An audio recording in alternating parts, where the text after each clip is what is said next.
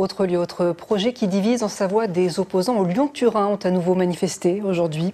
Alors que la société Telt, chargée de la future LGV, vient d'annoncer que 37 km de galeries ont déjà été creusés, eux s'inquiètent pour l'avenir de la gare de Modane. Sur place, Jean-Christophe Pain et Dominique Semet. Depuis l'éboulement d'août 2023, plus aucun train ne passe en gare de Modane. Le seul moyen pour les habitants de rejoindre l'Italie désormais, c'est cette navette de 20 places seulement.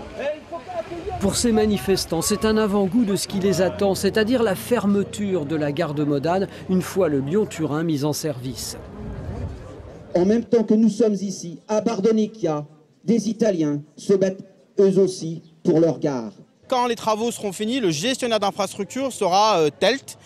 Et donc Telt aura la responsabilité, aura la propriété des voies ferrées entre la France et l'Italie. Et ce qu'on craint, c'est que Telt, enfin c'est pas ce qu'on craint, c'est le système qui est monté, c'est le montage financier, c'est que le Telt, pour rentabiliser le tunnel inutile qu'ils sont en train de construire, ils feront passer toutes les circulations ferroviaires entre la France et l'Italie par le tunnel de base.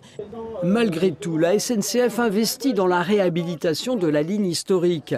Un collectif d'usagers s'est constitué pour surveiller de près ce chantier parallèle au Lyon-Turin. On a aussi ce discours dangereux qui tente à dire que y a peu de fréquentation sur certains trains, donc c'est des trains finalement qui ne sont pas utiles.